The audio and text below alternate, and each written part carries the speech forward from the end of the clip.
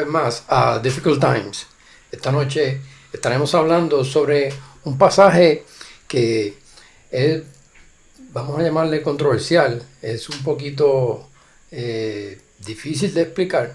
Yo voy a dar una explicación que recojo de otro lugar.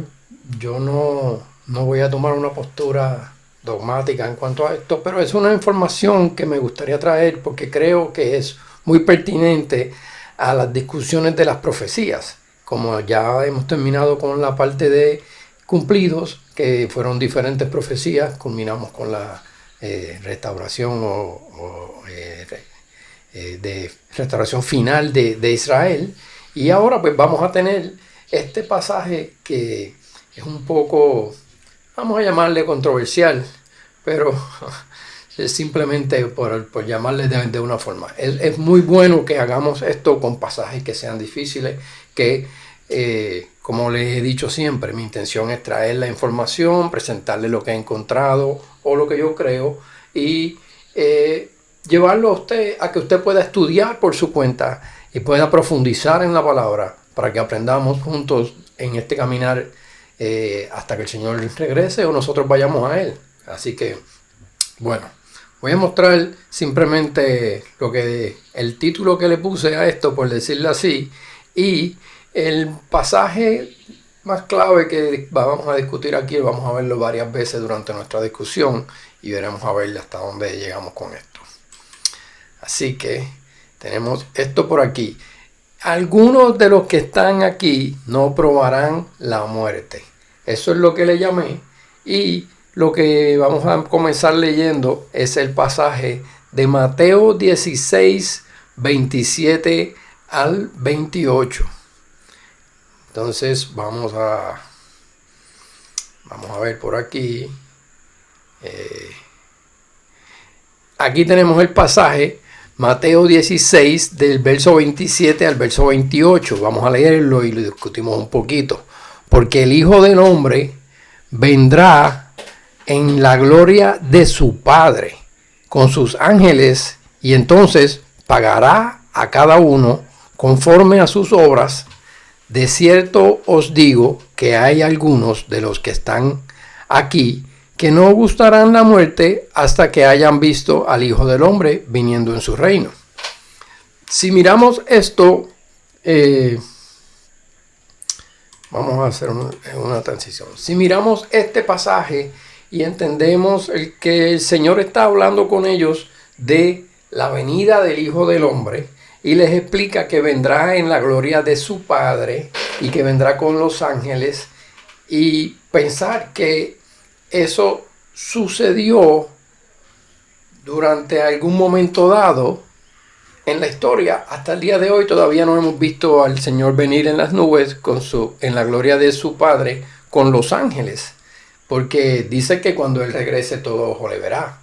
Entonces este es el dilema donde en este pasaje pues muchas veces se habla de que el reino tuvo que haber sido iniciado, inaugurado, o está ahora en ese reino, pero si esta es la entrada gloriosa para ese reino, en ningún momento hemos visto esto. Se dice que algunos no verán la muerte antes de que esto sucediera. Entonces tendría que haber personas vivas si se refería a la venida del hombre, del Hijo del Hombre, en la gloria de su Padre con sus ángeles. Lo que implica que él no estaba hablando entonces de ese pasaje literalmente sobre eso, sino de alguna otra cosa que tiene que haber sucedido dentro del tiempo de vida de aquellos que estaban con él. Vamos a continuar la discusión para que podamos ver qué nos dice en este pasaje. Porque le voy a leer unas notas que tengo sobre este asunto, lo que escribió esta persona de donde consigo la información. Y él dice, ¿a qué se refería Jesús cuando dijo, algunos de los que están aquí no morirán hasta que vean al Hijo del Hombre viniendo en su reino? Entonces, él dice que no hay duda de que estaba hablando de su transfiguración, un destello de su futura y gloriosa venida. Sabemos que la transfiguración sucede en el próximo pasaje, luego de esto que tenemos aquí, ¿verdad? Primero debemos entender la enseñanza del Antiguo Testamento acerca de la venida de Dios. Eso es lo que dice este maestro, que primero debiéramos de entender eso. Y él hace referencia a Deuteronomio 33, y él dice que eso sería lo mejor que pudiéramos hacer para ver ese pasaje, para ver eso que tenemos ahí. Y entonces, pues vamos a ver cómo les presento esto para que estemos en línea con el pasaje de Deuteronomio 33, 2. Eso es lo que vamos a ver ahora, ¿ok? Dice ese pasaje: dijo, Jehová vino de Sinaí y de Seir les iluminó. Resplandeció desde el monte de Parán y vino de entre 10 millares de santos con la ley de fuego a su mano derecha. Eso está describiendo la venida del Hijo del Hombre y cómo él viene. Se puede decir que viene en esta procesión desde el sur hacia Jerusalén. Esto es lo que está describiendo en ese pasaje. Y lo describe a él que viene con millares de santos en este momento. Viene con millares de santos y viene con la ley de fuego en su mano derecha. O sea, viene como a regir, a reinar, a juzgar. Y sabemos que hay muchas partes de la Escritura donde nos describe eso, que él viene como juez, que viene a reinar y a juzgar con varas de hierro. Tenemos esos pasajes ahí que nos dicen ese detalle. Vamos a mostrarle algo más. Tengo por aquí un mapita para que ustedes puedan ver ese detalle de los sitios que nos está mencionando. Dice que viene del monte Parán y del monte Seir. Y usted ve que esos montes quedan en cierto modo hacia el sur de Israel. Y más o menos usted ve el punto azul que dice Jerusalén. Hacia allá se entiende que es hacia donde él se dirige.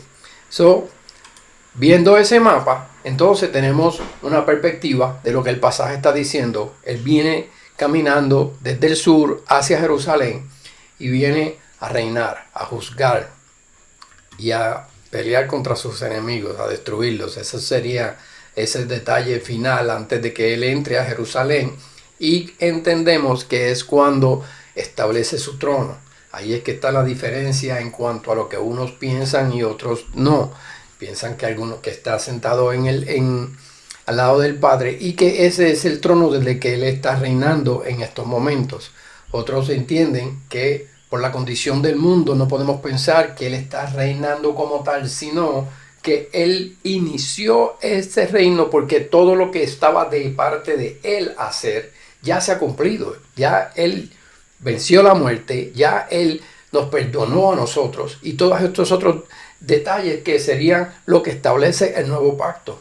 Sí, nosotros estamos recibiendo ese beneficio, pero recordemos, de nuevo, a quién se le escribían estas profecías, a quién se le dirigían, y si eran dirigidas a ese pueblo que vivía en ese tiempo, entonces ese remanente de ese pueblo no ha recibido esa promesa todavía.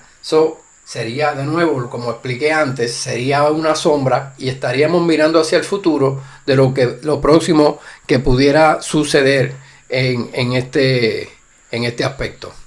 ¿Ok? Vamos a ver qué más tenemos por aquí. ¿Qué más le pudiera decir de esto? Déjenme comentarles sobre lo que tengo las notas de otra persona. Estoy leyéndolas para complementar lo que yo estoy diciendo y quizás es un poco más claro lo que él trae. Dice que la venida de Dios desde el cielo se describe principalmente con la metáfora del amanecer y el resplandor del sol. Se le ve brillando sobre las montañas más altas al sur de Israel. Sinaí, el monte Sinaí, Parán, Seir. Dios vendrá en una luz radiante y gloriosa, Cabe destacar también que viene de entre 10,000 santos. Y mencioné Sinaí ahí. Usted puede ser que de nuevo no esté de acuerdo con eso. La persona que escribe esto piensa que el monte Sinaí queda en Arabia Saudita. Si usted ve fotos del monte Jabal Atlas en Arabia Saudita, usted me parece que va a estar casi seguro que verdaderamente ese es el monte Sinaí. Y no lo que muchas veces se trata de decir que está en la península del Sinaí, porque el detalle de cómo cruzan el Mar Rojo es lo que le da un factor que a mí no me agrada pensar que sería en la península del Sinaí. Pero eso da pie para otra clase, otra información. Así que, ¿qué más podemos decirle por aquí? Permítame ver de nuevo. Sí, él dice que a lo largo del Antiguo Testamento vemos que los temas de la venida de Dios y la gloria de Dios se entrelazan repetidamente. O sea que cuando Él regresa, Él viene mostrando toda su gloria, todo su esplendor, viene en un ámbito distinto. Muchas personas piensan que Él regresará, pero regresará de nuevo humilde, montado en un pollino, a dejar que hagan con Él como quieran. Por eso muchos dicen que si vuelve y lo crucifican. Mi hermano, Él regresa como juez y ahora a reinar eternamente. Todo aquel que no esté en el libro de la vida será juzgado y será llevado a su lugar eterno. Entiéndase, aunque no le guste a muchas personas, el infierno. Eso es lo que está escrito en la palabra. Y pues eso es lo que veremos. Y aunque a muchos no les agrade, pues creo que eso es lo que sucederá. Tenemos otro pasaje que también nos habla sobre el regreso del Señor. Vamos a leer en Habacuc 3, los versos 3 y 4, y vamos a ver qué dice y cómo podemos sacar algo de aquí. Vamos allá. Dice Habacuc: Dios vendrá de Temán y el Santo desde el monte de Parán, Silá. Su gloria cubrió los cielos y la tierra se llenó de su alabanza. Y el resplandor fue como la luz, rayos brillantes salían de sus manos, y allí estaba escondido su poder. Muchos quizás escuchan esto y puedan pensar en un corito de algún momento dado en la historia de la iglesia donde se cantaba este pasaje. Yo sí quiero mencionar que si se dio cuenta, voy a pasar el documento nuevamente. Dice, Dios vendrá. Eso es futuro. Está estableciendo bien claro que esta profecía se refiere al futuro. Dios vendrá, porque en ese momento no hemos visto a Dios venir de esta dirección ni ver esto manifestado como lo describe. Pero sí, al él utilizar esta palabra en futuro, pues entonces lo podemos ver como algo profético. Pero los próximos pasajes, la próxima oración dice, su gloria cubrió los cielos y la tierra se llenó de su alabanza. Y lo dice en pasado. Y yo traté de buscar unas variaciones de Biblias en español. La mayoría van a decir esto que dice aquí. Ese es el verso que mayormente vamos a encontrar. Pero en inglés dice de otra manera. Y si me permiten, déjenme ver si puedo mostrarles algo que teníamos por aquí.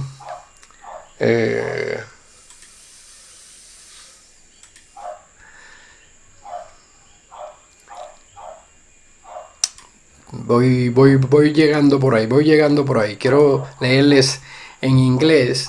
Dice, lo que está escrito ahí básicamente lo voy a pasar. Le voy a poner esta para que usted lo pueda ver escrito en inglés y pueda entender lo que le estoy diciendo. Si ve ahí dice, God will come from Teman and the Holy One from Mount Paran, Sila. His splendor will fill the skies. Va a llenar los cielos. So no dice fill the skies. So no lo está diciendo en tiempo pasado, no lo está diciendo en tiempo presente. Fills the sky. And the earth will be full of his praise. So estos eventos están hablándolo de forma futura. His radiance will be like the sun. He will have rays flashing from his hand. Y esta es la manera que esta persona lo escribe aquí. Traté de buscar también la versión bíblica.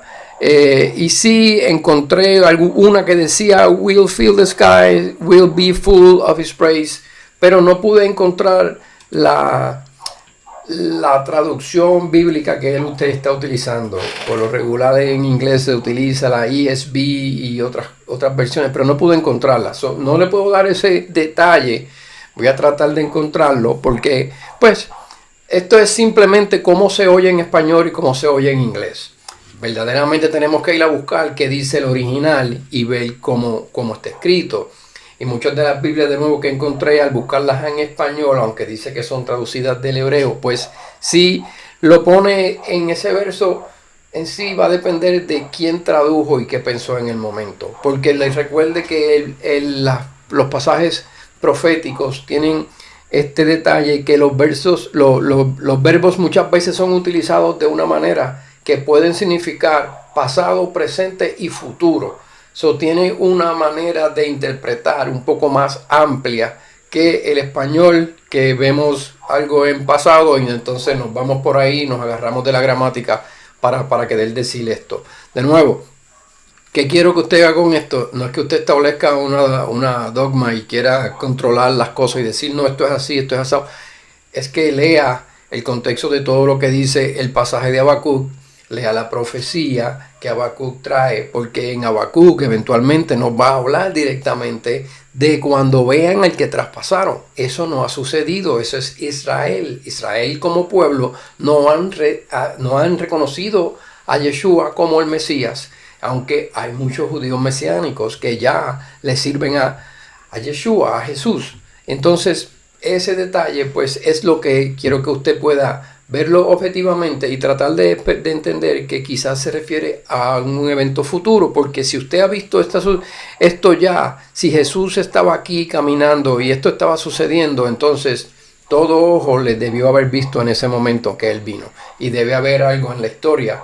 Cuando buscamos la historia de la iglesia no vemos cumplimiento de estas profecías. Por esa razón es que podemos entender que lo que debiera decir ahí es más bien como en inglés, que su esplendor va a llenar los cielos y la tierra va a ser llena de su alabanza. Porque la tierra completa alabará, porque toda lengua, todos los labios confesarán que Él es el Señor y le alabarán. Eso es lo que quiero traer con este detalle de lo que le presento aquí esto en inglés.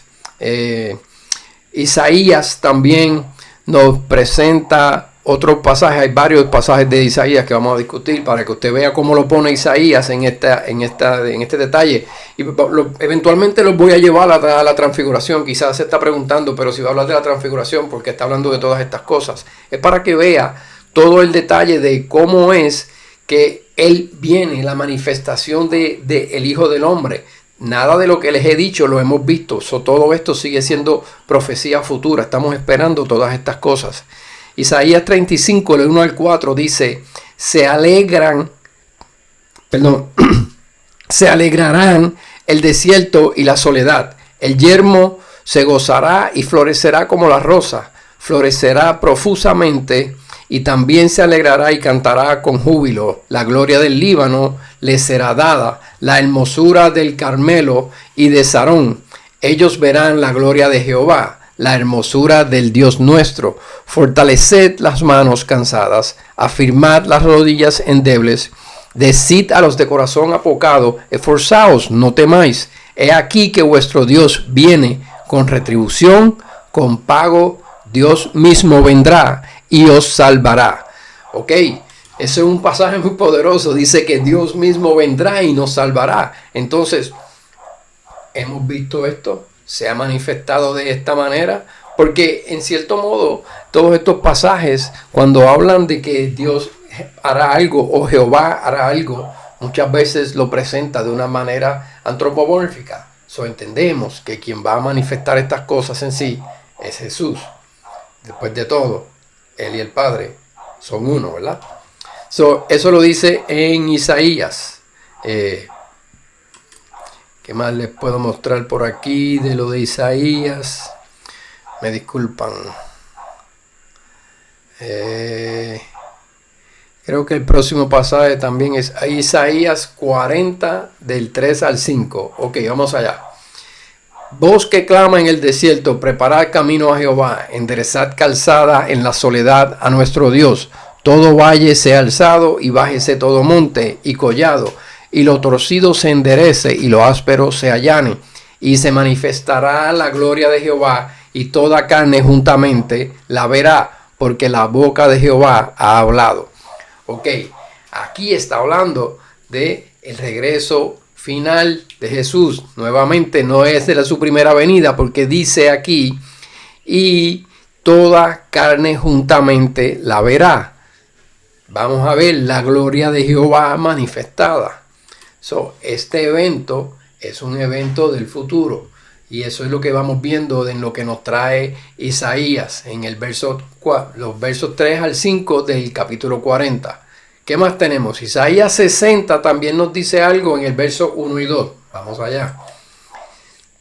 Dice aquí, levántate, resplandece, porque ha venido tu luz y la gloria de Jehová ha nacido sobre ti. Porque he aquí que tinieblas cubrirán la tierra y oscuridad las naciones, mas sobre ti amanecerá Jehová y sobre ti será vista su gloria. Ok, tenemos de nuevo un evento que está hablando del futuro, porque aunque han habido tinieblas por eclipses o por otras cosas, no podemos decir que la salvación ha llegado a Israel y que Jehová ha estado sobre ella y han visto su gloria. ¿Hemos visto la gloria de Dios? Podemos decir que hemos visto su mano obrando en diferentes situaciones a través de la historia del pueblo de Israel, en cuanto a cómo Dios los ha librado de sus enemigos y de las guerras, tan recientemente como lo que ha sucedido desde octubre 7 del 2023 para acá, cómo Israel ha podido dominar 7 frentes de guerra por tanto tiempo y todas estas otras cosas. Aunque usted esté o no esté de acuerdo con Israel, el detalle de que ellos han podido guerrear contra esas personas es claro, se ha visto. ¿Tendrán ellos el mejor ejército del mundo o simplemente Dios estará con ellos? Usted tome la decisión que usted quiera tomar. Yo veo la palabra y me dice que Jehová amanecerá sobre ellos y será vista su gloria. Bueno, todavía yo espero que haya un tiempo de gloria mayor de lo que hemos visto hasta ahora en estas cosas. Malaquías también dice algo en el capítulo 4, versos del 1 al 2.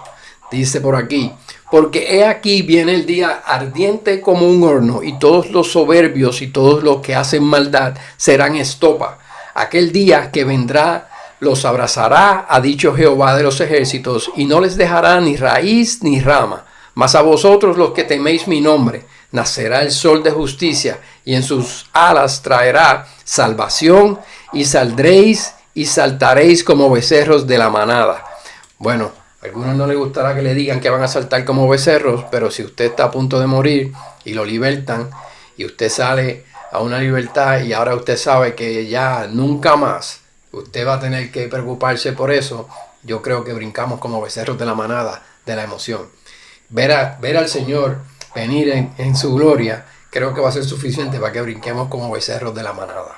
Mi hermano, como decía David, me hago más vil por causa de Jehová, no importa. Usted diga lo que quiera de mí, pero yo estaré gozoso de poder estar ahí con el Señor en ese día. Bueno, dice que nacerá el sol de justicia. Si usted piensa que algo de todo lo que sucede en el Medio Oriente, en Puerto Rico, en cualquier lugar, es justo, entonces tenemos un problema.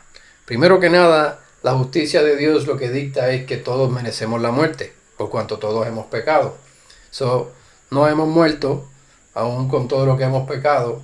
Creo que entonces nosotros hemos recibido gracia, y aún aquellos que no han sido salvos también han recibido una gracia que no ha hecho que ellos mueran en el instante por su pecado. Oremos que ellos puedan ser salvos. ¿Qué más podemos decir por aquí? ¿Qué más tenemos? Dentro de las cosas que menciona el autor de este pasaje, dice, el Nuevo Testamento simplemente adopta y reitera este tema, pero lo aplica al regreso de Jesús. Ahora vamos a ver algunos pasajes del Nuevo Testamento y cómo el detalle de la transfiguración es aplicado al regreso de Jesús. Vamos a ver qué más tenemos por aquí. Mateo, comenzamos con Mateo. Vamos a ver qué nos dice en el verso 16, 27. Ya esto lo habíamos leído al principio, ¿verdad? Dice, porque el Hijo del Hombre vendrá en la gloria de su Padre. Pues eso fue lo que mencioné. Hemos visto que Él ha regresado en la gloria de su Padre, porque cuando Él vino la primera vez, no vino en esa gloria. Al contrario, cuando Él va a morir, Él le dice al Padre, Padre, restáurame ahora a la gloria que tuve contigo. Entonces, Él fue llevado allá y está sentado a la diestra de la majestad. Él está compartiendo la gloria de su Padre en ese momento. Luego Él tomará su trono finalmente y Él tendrá su gloria propia. Eso es lo que nos dice Mateo en el verso 27. De nuevo, quizás algunos puedan interpretar diferente, pero eso es lo que les tengo por ahí. Vamos a ir ahora a Mateo 24, verso 27. Y ahí Mateo nos dice, porque como el relámpago que sale del oriente y se muestra hasta el occidente, así será también la venida del Hijo del Hombre. Creo que aquí lo que nos está tratando de decir es que según un relámpago corre por el cielo y lo ven muchas personas, de igual forma cuando el Señor venga, todo ojo le verá. Entonces, desde un extremo de la tierra hasta el otro extremo de la tierra, todos le verán. Nadie tendrá duda y no tendrá que decir, ve allí porque está allí en el desierto o en la ciudad o nada, que es lo mismo que Él nos advirtió. No os dejen engañar porque vendrán muchos diciendo, allí está el Cristo, allí está el Mesías. No vayan, porque cuando Él regrese, todo ojo le verá. Esto es lo que quiere decir este pasaje. Así que vamos a ver qué más tenemos por aquí. Volvemos y lo leemos desde el 26 hasta el 28. Dice, así que si os dijeren, mirad, está en el desierto, como lo que les estoy hablando, no salgáis o mirad, está en los aposentos, no lo creáis, porque como el relámpago que sale del oriente y se muestra hacia el occidente, así será también la venida del Hijo del Hombre. Porque donde quiera que estuviere el cuerpo muerto, allí se juntarán las águilas. Y algunos se preguntan, ese pasaje 28, ese verso 28, ¿por qué habla de cuerpos muertos y de las águilas? Mi hermano, las bodas del Cordero son la cena que se habla muchas veces, creo que no lo hemos entendido muy bien, porque esa cena habla de una guerra y dice que Él llama a todas las aves del cielo para que tengan un banquete y coman carne de reyes y beban sangre de los príncipes. Así que a eso es a lo que se refiere aquí, a una batalla que sucede a ese final. Así que eso otro tema para discutir, que recientemente se ha vuelto también muy popular, la discusión de la profecía de Ezequiel 38. Pero de nuevo, luego buscaremos a ver si decidimos hacer algo sobre ese tema o qué vamos a buscar. Pero por ahora pues simplemente traje esto porque está en línea con lo que les había mencionado antes. Mateo 19, 28 también nos dice algo más. Aquí está. Y Jesús les dijo, de cierto os digo que en la regeneración, cuando el Hijo del Hombre se siente en el trono de su gloria, ve como le dije, ahora va a estar sentado en el trono de su gloria, vosotros que me habéis seguido también os sentaréis sobre 12 tronos para juzgar a las 12 tribus de Israel. Y ahí Él les estaba hablando a los discípulos. Luego se convirtieron en los apóstoles. Esos, entiendo, son los que se estarán sentando a juzgar las 12 tribus de Israel. Así que eso es un detallito que nos ve por ahí. Eso no ha sucedido. Todavía no lo hemos visto acá, sentado en su trono, en su gloria. Así que ese es el detalle que les mencioné ahorita. Mateo 25, 31 nos tiene también algo más que decir. Dice, cuando el Hijo del Hombre venga en su gloria y todos los santos ángeles con Él, entonces se sentará en su trono de gloria.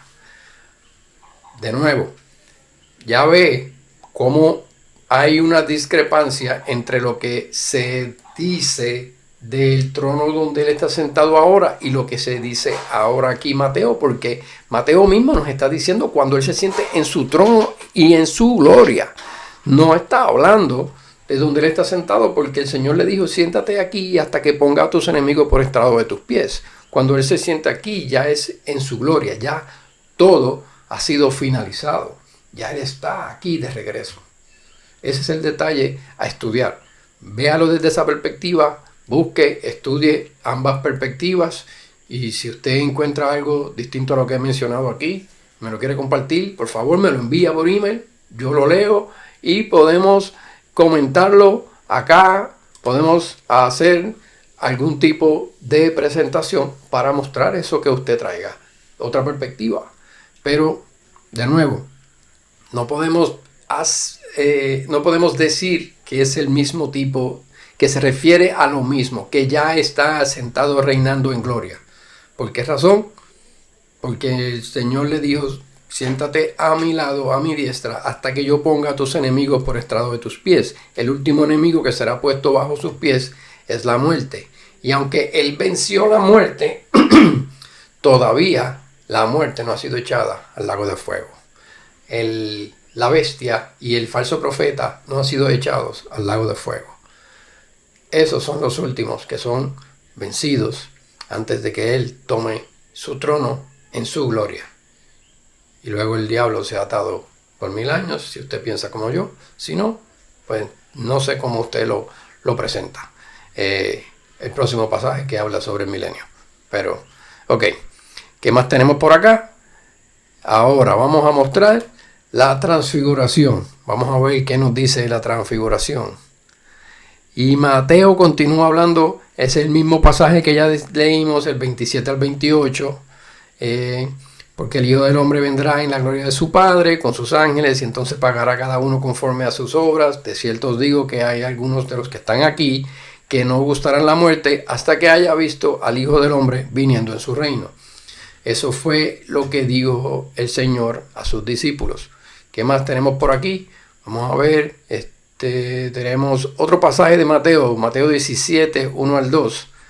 Y dice ahora, 6 días después, Jesús tomó a Pedro, a Jacobo y a Juan, su hermano, y los llevó aparte a un monte alto, y se transfiguró delante de ellos, y resplandeció su rostro como el sol, y sus vestidos se hicieron blancos como la luz. Ahí ve los destellos de luz, y todo lo que estaba hablando, ellos lo vieron en ese momento.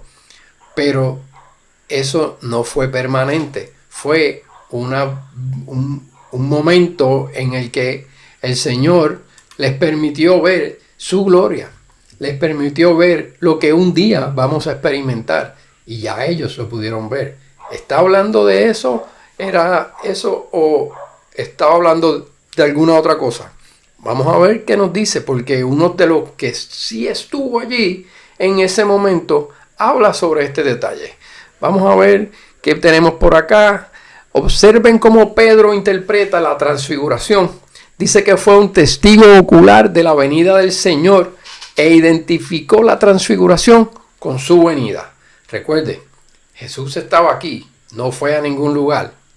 Pedro simplemente vio lo que Jesús le permitió ver en el futuro, su gloria, su venida, su regreso, todos estos detalles. Vamos a ver qué más vemos aquí. Segunda de Pedro, primer capítulo, versos del 16 al 20. Dice aquí, porque no os hemos dado a conocer el poder y la venida de nuestro Señor Jesucristo, siguiendo fábulas artificiosas. O sea, que no le hicieron unos cuentos que fueran muy fantasiosos, sino como habiendo visto con nuestros propios ojos su majestad. O sea, que lo que le estamos dando es lo que nosotros vimos directamente. Pues cuando él recibió de Dios Padre honra y gloria, le fue enviada desde la magnífica gloria una voz que decía, este es mi Hijo amado en el cual tengo complacencia. Y nosotros oímos esta voz enviada del cielo cuando estábamos con él en el Monte Santo. Ok, ahí dice que ellos vieron cuando el Padre le dio su honra y gloria, le fue enviada desde la magnífica gloria. O sea que eso Dios le permitió ver, eso el Padre se lo manifiesta en él para que ellos lo pudieran ver, y entonces continúa. Dice, y nosotros oímos esta voz enviada del cielo cuando estábamos con él en el Monte Santo. Tenemos también la palabra profética más segura, las Escrituras, a la cual hacéis bien en estar atentos, como a una antorcha que alumbra un lugar oscuro, porque esa es la luz en las tinieblas, hasta que el día esclarezca y el lucero de la mañana salga en vuestros corazones. Aquí está hablando del regreso del Señor, cuando el lucero de la mañana regrese y refleje en nuestros corazones. Entendiendo primero esto, que ninguna profecía de la Escritura es de interpretación privada. Ok, recuerde, Pedro mayormente escribió a los judíos. Si él está escribiendo a los judíos aquí, él dice que cuando el Señor regrese y entonces sus escamas sean quitadas y la luz del lucero de la mañana, la luz de Jesús mismo, ilumine en sus corazones. ¿Qué dice el nuevo pacto? Y yo quitaré su corazón de piedra, pondré un corazón de carne y escribiré mi ley en sus corazones. Eso es lo que dice la ley, ¿verdad? Eso es lo que dice el nuevo pacto. Eso es lo que estaba hablando Pedro en esa instancia. Cuando él regrese, ustedes tendrán la oportunidad de ver esto y de ver su gloria y su honra. Y esa manifestación será gloriosa ese día y ellos serán salvos en ese momento. Porque en el momento en que el Señor esté en esta tierra físicamente, nosotros debemos de estar con Él, de acuerdo a lo que la Escritura nos dice. Ya nosotros estaremos con Él, ya no como parte de lo que está sucediendo, sino como testigos juntos con Él, donde quiera que Él esté. Segunda de Pedro 3, del 3 al 9, nos dice lo siguiente. Sabiendo primero esto, que en los postreros días vendrán burladores andando según sus propias concupiscencias y diciendo, ¿dónde está la promesa de su advenimiento? Unos que hablarán de dónde está el regreso de Jesús y todas estas cosas. Otros dirán que ya vino, van a ver diferentes cosas que van a decir. Otros dirán, está por ahí, y ahí hemos visto muchos ejemplos y veremos todavía muchos más. Otros traerán fechas, todas estas cosas. Porque desde el día en que los padres durmieron, todas las cosas permanecen así como desde el principio de la creación. O sea, quiso decir que desde el día en que los padres murieron, nada ha cambiado. Estos ignoran voluntariamente que en el tiempo antiguo fueron hechos por la palabra de Dios los cielos y también la tierra, que proviene del agua y por el agua subsiste, por lo cual el mundo de entonces pereció anegado en agua, pero los cielos y la tierra que existen ahora están reservados por la misma palabra, guardados para el fuego en el día del juicio. O sea, la diferencia de cómo el mundo fue castigado a través del agua y cómo será castigado a través de fuego. Y la perdición de los hombres impíos. Ese día del juicio pasará eso. Mas, oh amados, no ignoréis esto, que para con el Señor un día es como 1000 años y 1000 años como un día. El Señor no retarda su promesa, según algunos la tienen por tardanza, sino que es paciente para con nosotros, no queriendo que ninguno perezca, sino que todos procedan al arrepentimiento.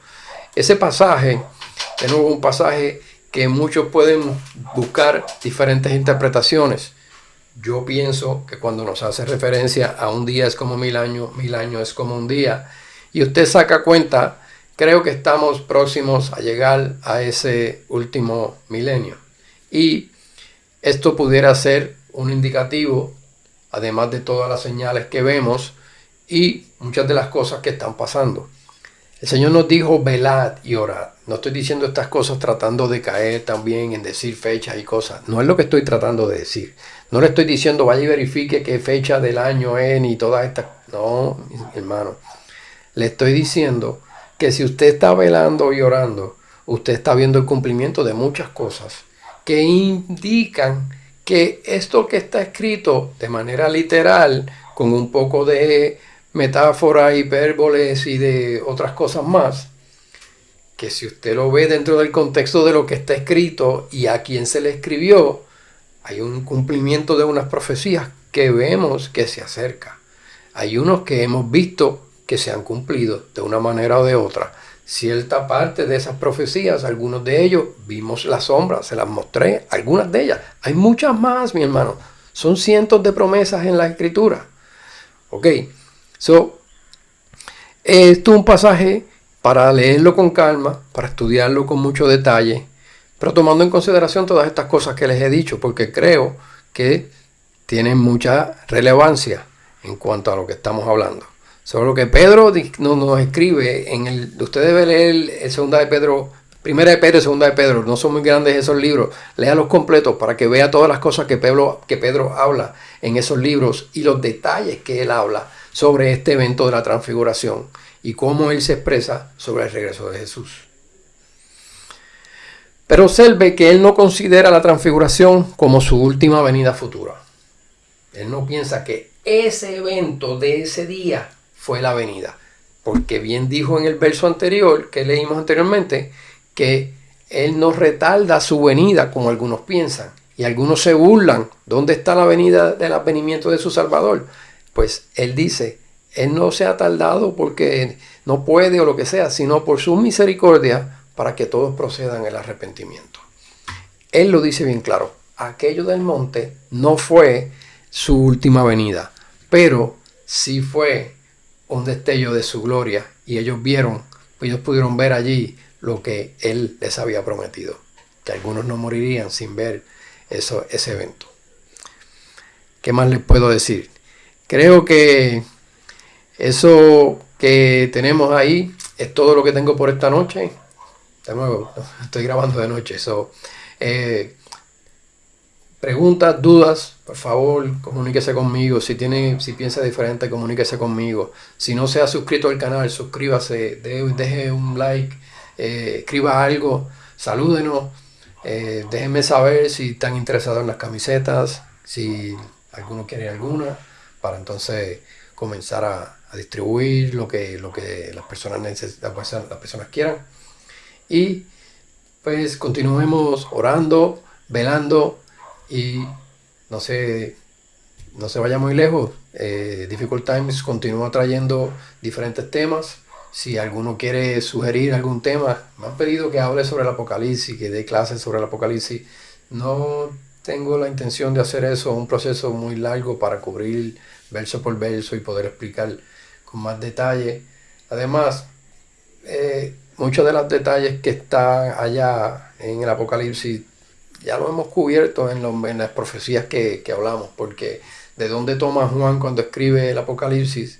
Bueno, sí, la revelación que el Señor le da, pero también de lo que ya estaba escrito, porque recuerde, la palabra no se va a contradecir. Nadie en el Nuevo Testamento escribió algo contradiciendo el Viejo Testamento. Al contrario, ellos hablaron con la base del Viejo Testamento y mostraron donde algunas cosas se cumplieron y otros muestran donde veremos otras cosas en el futuro. Lo que les he tratado de mostrar y de decir, que muchas veces nos vamos en peleas, si es el nuevo, si es el viejo. Mi hermano, tiene que ser una sola historia. Nuevo Testamento, Viejo Testamento, capítulos, versículos, eso lo añadieron los demás. Ahí lo que habían eran cartas a las iglesias. Y yo no recuerdo haberle escrito a mi esposa una carta cuando éramos novios que tuviera capítulo y versículo. Yo le escribí párrafos donde le dejaba saber lo que quería hablar con ella. Y eso fue lo que hizo el Señor. Dejó por escrito a través de estos hombres de Dios lo que Él quería que usted y yo pudiéramos leer y entender en el día de hoy. Y si tarda 100 años, en 100 años. Y si tardará más, en el tiempo que sea, que Él tarde en regresar. Todo por su misericordia para que muchos puedan proceder al arrepentimiento. Bueno, no sé si hubiera algo más que pudiera yo decirles, excepto que Difficult Times continúa, así que continúe siguiéndonos.